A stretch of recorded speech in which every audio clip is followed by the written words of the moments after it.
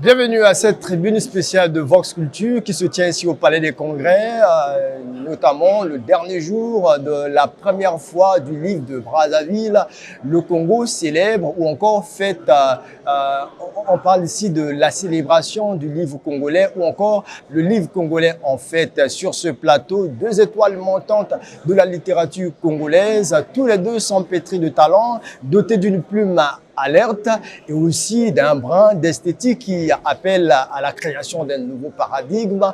Ils sont deux écrivains congolais, Fanatiki, lauréat du prix littéraire Voix d'Afrique 2021 pour son sacré roman Cave 72. Bienvenue, cher écrivain. Merci. Un autre écrivain, un habitué de cette émission, c'est bien Emeraude Kouka, poète, critique d'art, aussi deuxième lauréat du prix No Culture de la critique littéraire en Afrique. Il est sur ce plateau, il est auteur du livre Hérésiaque, toute la lire, aussi d'un autre livre, il s'agit Abysse de Nas. Il est ici pour parler, tous les deux parlent ici de l'engagement de la jeunesse dans la littérature, quel impact pour la littérature dans la vie au quotidien. Avec eux, nous échangeons sur cette thématique à l'occasion de cette foire du livre de Brazzaville. On commence par notre cher ami, bien entendu, Fanatiki, qui devient aujourd'hui la coqueluche quasiment de tous les férus de la littérature. Alors, il a bien plus de succès que moi. Hein. Au succès national. Oui, sur ce plateau, il te concède le succès, j'ai l'impression déjà. Alors, Fanatiki, la littérature pour vous, ça représente quoi? Avant qu'on entame avec des questions très touchantes. Ah, mais ça peut faire l'objet d'un sujet d'une thèse, ça Mais bon, ce qui est vrai, c'est que pour moi, la littérature, c'est tout simplement la transcription de la poésie même de ce monde. Parce que, en fait, on est tous des plagiaires. Tous les auteurs, disons même tous les créateurs sont des plagiaires. Tout ce qu'on fait, c'est prendre dans la poésie du monde et puis retranscrire sous différentes formes, que ce soit de façon écrite ou encore de façon picturale, peu importe la forme. Et ce qui fait que, moi, quand j'arrive dans la littérature, c'est parce que je me plais bien, à un moment donné, à remarquer certains détails qui sont mis en avant, mais que je ne constate pas tout de suite lorsque je suis dans un contact direct avec la nature. Notamment l'absurdité de l'humain, je ne l'ai constaté qu'à partir des lectures. Rien qu'en lisant. Et là, j'ai compris que l'être humain est quand même un être très absurde comparé aux animaux. À la base, slameur, et vous embrassez, on va dire, vous embrassez, mais bien que étant quasiment dans le même registre, vous embrassez la littérature et avec votre fameux Cave 72, on va dire comme ça, votre livre, votre roman, Cave 72, qui est sacré, prix Voix d'Afrique. Alors, c'est quoi Cave 72 pour vous et qui vous emmène un peu plus loin aussi, loin des frontières? Oui, Cave 72, c'est une très longue blague de 250 et quelques pages. C'est une très longue blague, mais c'est aussi une porte ouverte de notre quotidien à nous, voilà, qui s'ouvre vers un revers comme ça, où on a tendance à montrer ou à être en contact visuel ou peut-être même spirituel avec, disons, le côté de la vie où il se passe quelque chose. Et le côté de la vie où il se passe quelque chose, c'est du côté du peuple. Donc c'est vraiment une porte ouverte vers le peuple, vers le quotidien du peuple. Emeraude Kouka nous plonge dans un univers poétique avec des mots à un certain moment qui vont au-delà du réalisme. Et c'est de l'esthétique, c'est de la beauté. Hérésiaque, toute la lire, Abysse de Nas, des recueils de poèmes. Mais ici, pour vous, la poésie, c'est vraiment toute une vie. C'est toute une vie, c'est une façon de respirer, c'est une façon d'être au monde, c'est une façon de ressentir le monde, c'est une façon de montrer son rapport aux autres. J'ai dit, en énumérant tout ça, que c'était une façon d'être au monde. Dans la manière dont nous vivons dans le quotidien, on est souvent emballé, très pris par le train-train. On a besoin d'aller au travail, de payer ses factures, d'aller vaquer à multiples occupations, d'honorer des obligations. Ça, c'est la vie ordinaire, telle qu'elle est normale, telle qu'elle est banale, telle qu'elle est à cratopèche, c'est qu'on le sait.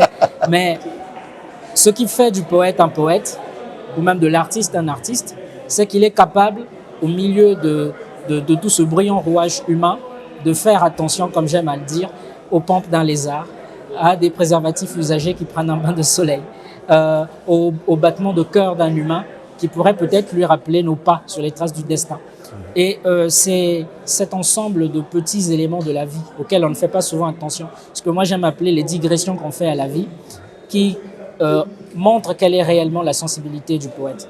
Le poète est celui qui, lorsque les gens voient simplement que la nuit va tomber, qu'il va bientôt être 19h et qu'il faut rentrer chez lui, le poète c'est celui qui est capable de voir la beauté du monde derrière le soleil qui se couche. Le poète, c'est celui qui est capable, alors que les gens, en regardant le déhanché endiablé d'une femme, ne voient qu'une femme désirable. Le poète, c'est celui qui est capable de voir aussi comment est-ce que le monde est en train de bouger, comment est-ce que deux mondes pourraient cohabiter à travers, évidemment, la symbolique du fessier. C'est une façon de voir le monde, c'est une façon d'être au monde. Mais pour ça, il faut apprendre à être attentif à soi, attentif aux éléments qui d'habitude sont tus, parce que nous sommes tous les jours et tout le temps emballés par les détails que nous jugeons urgents, utiles pour la société. On parle bien avec vous ici de l'engagement de la jeunesse dans la littérature. On vous voit très féru aussi avec la plume très alerte. Mais à un certain moment, surtout vous, Emeraude Kouka, vous nous plongez un peu dans une poésie qui nous fait dire qu'il fait bon vivre. Dites-nous un peu. Vous exaltez la tombée de la pluie, alors qu'on sait qu'après la pluie, c'est des dégâts surtout au Congo. Dites-nous un peu comment vous arrivez. J'ai dit tout à l'heure que justement, j'étais un de ceux qui faisaient attention aux menus détails, à ceux dont on ne s'occupe pas. Voyez-vous, lorsque vous regardez des gens aller et venir dans un marché, je le décris dans un poème, des gens aller et venir dans un marché, ou même ici à la foire, il y a énormément de bruit. Il y a des gens qui vont et qui viennent. Les gens feront attention aux livres qui sont exposés, aux caméras qu'il y a autour de nous. Mais combien de personnes pourraient prêter attention à la respiration des plantes qui sont à côté de nous? Et c'est peut-être pas la fonction, mais c'est une des vertus du poète, une de ses capacités. Moi, je suis capable, au milieu de tout le mal que la pluie pourrait faire, de ressentir que derrière la pluie, il y a une part de vie. Que la pluie vit au même sens que les humains, etc., etc. Mais le fait de regarder voler des coccinelles ne fait pas de moi une espèce de gros naïf qui vivrait dans une tour d'ivoire. Par moment, il arrive que je quitte cette caricature de la tour d'ivoire pour avoir les pieds sur terre. Et lorsque j'ai les pieds sur terre, je peux pointer du doigt un certain nombre de choses qui sont vécues. Puisqu'on en parle déjà, on sait pertinemment qu'au-delà du fait qu'on peut chercher à créer un univers où il fait bon vivre, Emeraude Kouka, mais à quoi ça sert la littérature dans un monde où... À être vivant. À être vivant. Oui, mais à quoi ça sert la littérature dans un monde où les besoins primaires des populations...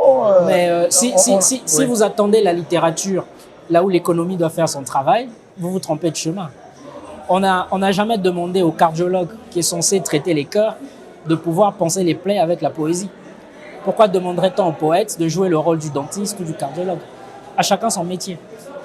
S'il faut parler du PIB, c'est aux économistes de s'en occuper.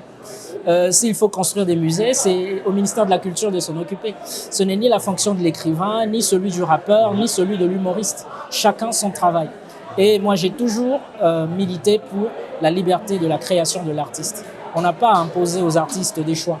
C'est en fonction de notre façon d'être au monde que on ne choisit même pas les thématiques. Je crois qu'il sera d'accord avec moi. On se découvre une voie. Peut-être qu'il ne sera pas d'accord. Peut-être qu'il le dira, mais on se découvre une voie, on se découvre un chemin. Moi, lorsque j'écris ma poésie, je ne décide jamais sur quoi je vais écrire.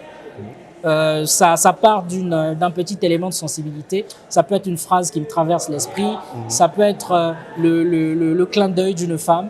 Ça peut être la forme de ses lèvres. Ça peut être, je l'ai dit, un lézard qui fait des pompes. Ça peut être un arbre qui respire. À partir de ce petit détail va naître un vers, et de ce vers une strophe, et de la strophe un poème, et du poème tout un livre, et du livre... D'ailleurs, l'anecdote, vous la racontez très bien dans une interview où vous dites, notamment pour votre deuxième recueil, vous ne vous attendiez pas à écrire un livre, et vous étiez juste en train de griffonner certainement. D'où le titre Abyss Todna. Je voulais écrire au pif, parce qu'avec le premier recueil, je me suis imposé des contraintes de la versification. Mais le principe restait le même. Je partais de rien pour faire un poème. mais en suivant vraiment le cadre prescrit par la prosodie régulière, alors qu'avec le deuxième recueil, je me suis lâché. Je voulais écrire de la poésie comme on écrit une publication sur Facebook. Et donc la moindre idée qui me traversait, je la couchais sur du papier à vue de nez, au pif, et c'est ce qui a donné Abystedna. Oui, puisque nous parlons de l'engagement ici avec notre cher ami Fanatiki, Cave 72, c'est en même temps une vraie réalité. C'est vrai que vous trouvez l'excuse pour parler du roman, l'imagination fertile, mais une vraie réalité, une vie au quotidien où on a les têtes brûlées, des jeunes gens autour de la bière, aussi autour des vrais débats sur les questions de vie. C'est quoi la philosophie derrière votre littérature? Ce qui est vrai, c'est que dans tout ce que je conçois comme texte, il y a la notion de l'absurde que je mets en avant. Parce que j'ai toujours fait de ça mon thème de prédilection, puisque, comme je l'ai dit, c'est en observant le monde et en étant sensible à sa poésie que j'ai compris qu'en fait l'être humain est absurde.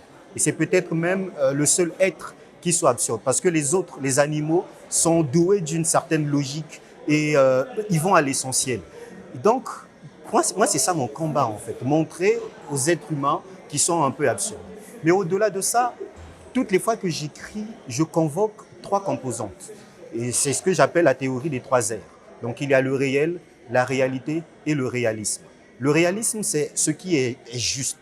Le réel, c'est ce qui est, donc ce qui existe. Et on a la réalité, c'est ce qui est vrai. Et quand on a ces trois composantes-là, à un moment donné, on n'a pas besoin d'aller consulter un féticheur pour être prolifique ou encore pour avoir une forte imagination. Non, il nous suffit tout simplement d'observer le monde, d'être sensible à ce que le monde nous apporte comme poésie. Et j'aimerais quand même intervenir aussi sur ce que Émeraude disait tout à l'heure, en ce qui concerne le caractère utile de la littérature. Moi, je pense que la littérature n'est utile qu'à celui qui veut qu'elle lui soit utile. Parce que la littérature, pour moi, est au-delà des besoins primaires de l'être humain, honnêtement, puisqu'elle est à la fois palpable, mais en même temps, elle n'est pas du tout concrète. C'est ça le truc de la littérature. Elle te touche et en même temps, elle passe à travers toi et te laisse quand même quelque chose de l'ordre d'un effet, d'un impact. Et c'est ça la littérature. On peut guérir d'une fièvre en lisant un texte qu'on a fortement apprécié. On peut guérir d'une peine de cœur, d'un goumin, comme disent les jeunes, en lisant un texte qu'on a fortement apprécié. Et la médecine ne guérit pas les goumins. Ben voilà. À un moment donné, on peut oublier qu'on a soif, même si l'eau ne coule pas dans nos pompes, mais on peut oublier qu'on a soif juste parce qu'on est concentré sur une lecture. Donc pour moi, la littérature est au-delà de tout ça. Justement, elle est utile pour rebondir sur Fan, mais pas utilitaire. Voilà. Mais il y a un aspect très important aussi qu'on relève dans la littérature de Fanatiki. Vous allez vous compléter, le plateau il est libre. On relève le fait pour Fan de décrire cette belle ambiance dans une cave qu'il appelle 72, où des jeunes gens s'empiffrent. Je ne sais pas, il va rectifier certainement, d'alcool et de la bière glacée, bien glacée. Mais il regarde des ruelles, il regarde des filles passer. Il évoque quand même l'oisiveté. Il évoque quand même le manque d'emploi parce que les jeunes sont autour des débats, des questions cruciales. Je commence par Fan. Mais bien sûr.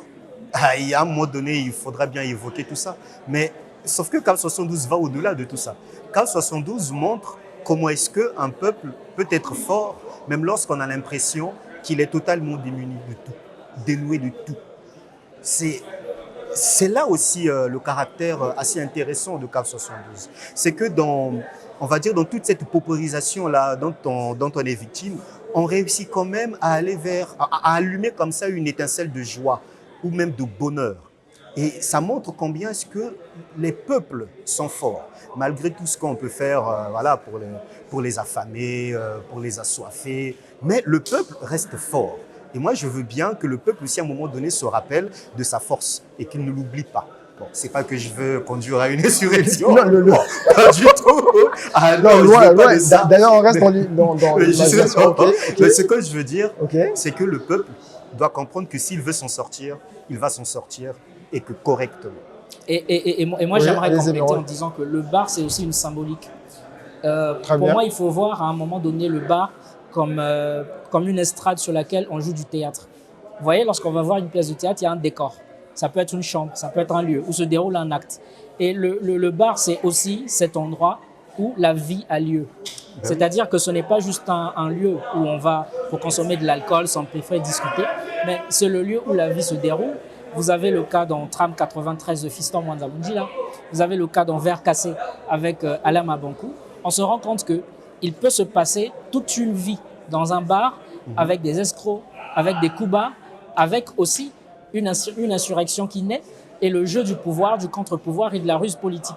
C'est-à-dire que l'on n'est pas obligé forcément pour comprendre les malversations du pouvoir d'aller dans les bureaux ou les institutions, mais à partir du bar, le destin de tout un peuple peut se construire. Mais, et d'ailleurs, allez-y. J'aimerais m'appuyer un peu sur ce que Sonny Laboutansi disait, c'est qu'à un moment donné, les auteurs ont tendance à regarder du côté de la vie où il ne se passe rien, alors qu'ils devraient regarder le côté de la vie où il se passe quelque chose. Il se trouve que dans les bars, il se passe quelque chose. Et j'aime à dire aussi que, en fait, là où 2 ou 3 sont réunis autour d'une boisson, et parce que même l'eau est une boisson, le bar est avec eux. Et toutes les grandes décisions de ce monde ont été prises dans des bars. Parce que même quand on est dans un restaurant et qu'on boit de l'eau, on mange, par glissement de sens, il s'agit là d'un bar. D'où la nécessité de jeter l'œil sur les choses qui ne paraissent pas essentielles. Exact. Comme par exemple cette petite pierre qui fait sa grasse matinée depuis que nous sommes là, alors que nous sommes tous actifs. Avec Abyss de Nas, Emeraude Kouka aborde une panoplie de sujets. Mais je pars du bar également. Le dernier poème d'Abyss de Nas, justement, raconte l'histoire d'un bar à l'époque du couvre-feu, à l'époque qui est située entre le confinement et le couvre-feu. Parce qu'il y a eu justement des bars clandestins à ce moment-là et un certain nombre de personnes se réunissaient autour de là, il reconnaît son incivisme. Hein. Mais il y a aussi une part de conscientisation de la société dans Abyss de Nas. Dites-nous un peu en peu de mots, vous rêvez de quel genre de société à travers votre ouvrage?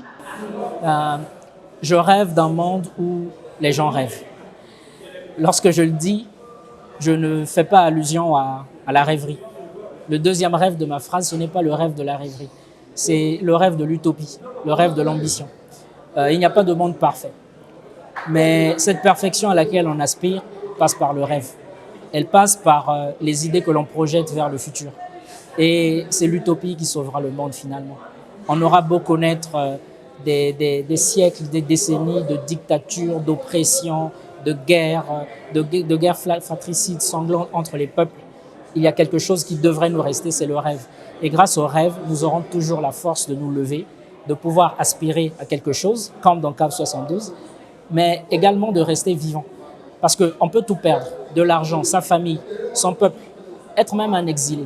Si l'on perd la capacité de rêver, on a tout perdu et on ne vit plus.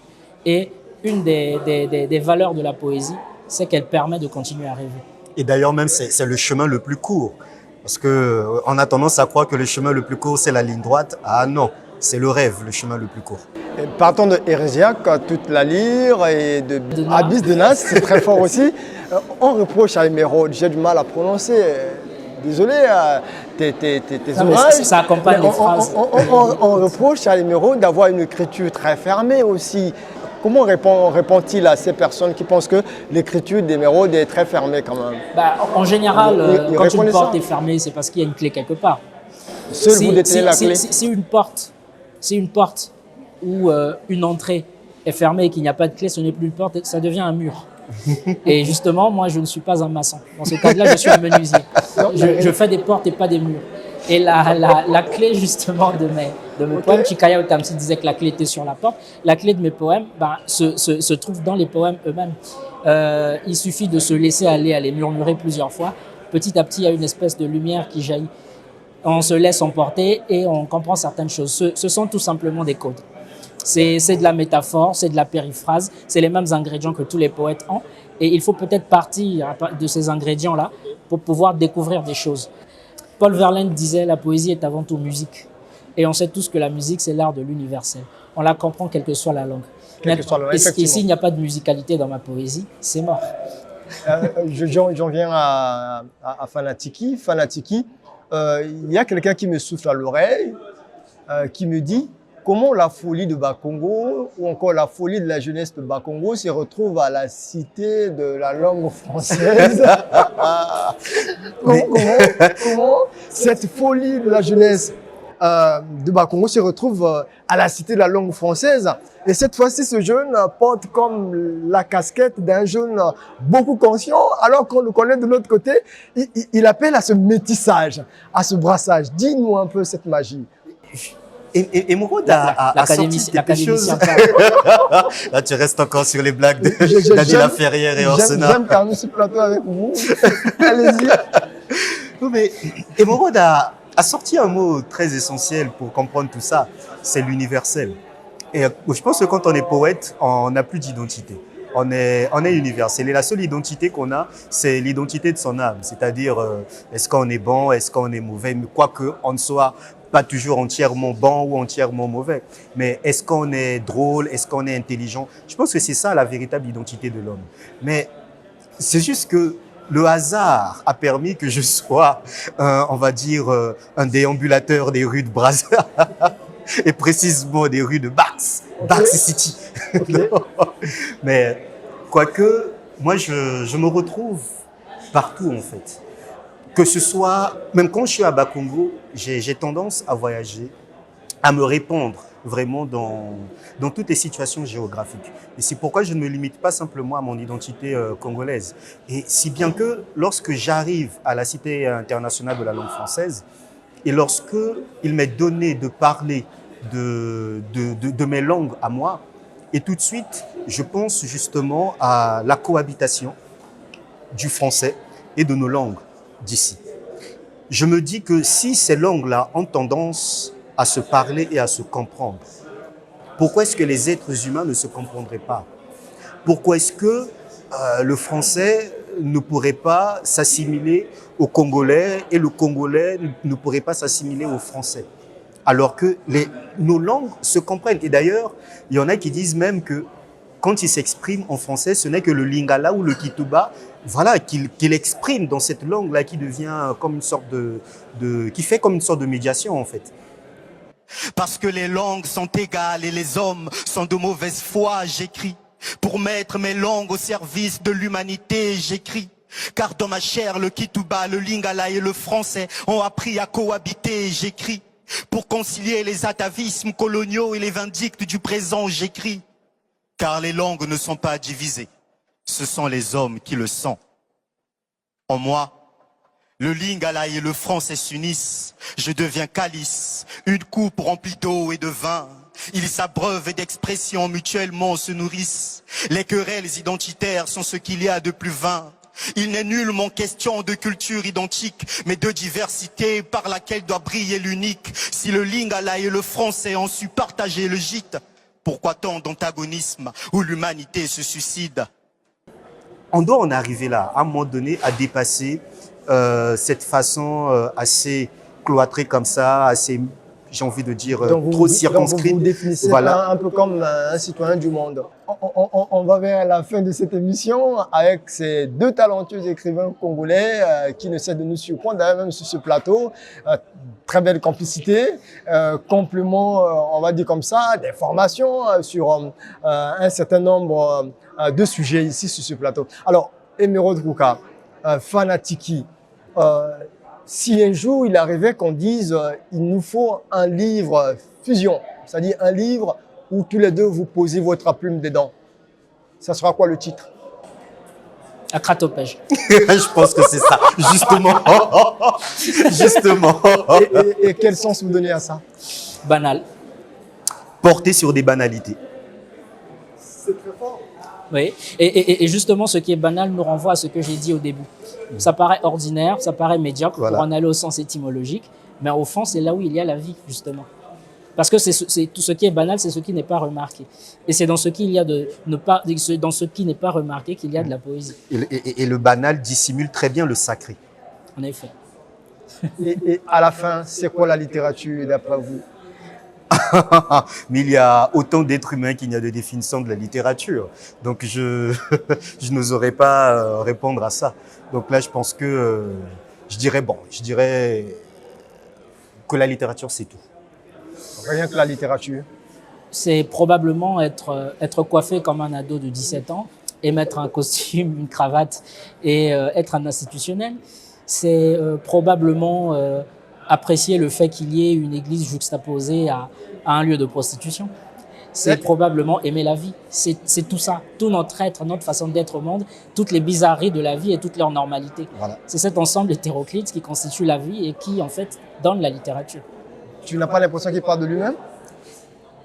Mais quand je parle de moi, je parle de vous, disait Victor Hugo. Mais voilà. Ok, on recevra sur ce plateau Emeraude Kouka. On l'a dit dès l'entame, il est deuxième prix nos cultures de la critique littéraire, critique d'art en Afrique, auteur de Hérésia que toute la lire, Anas de Bist, j'y arrive. Abyss de Nas, j'y arrive. Et puis un autre écrivain sur ce plateau, Cave 72, c'est comme ça je l'appelle désormais, et, celui qui nous vend cette belle folie, cette folie, alias l'académicien. Dixit 2 académiciens. Ok, cette folie positive de Bakongo avec des jeunes à travers son ouvrage. Il est d'ailleurs le sacré lauréat du prix littéraire Voix d'Afrique, RFI. Merci à vous d'être venus sur ce plateau et avec vous, nous avions parlé de l'engagement de la jeunesse dans la littérature et très bon vent à vous et à très bientôt. Bonne suite de programme pour vous qui nous suivez sur Vox, le Congo vu l'intérieur.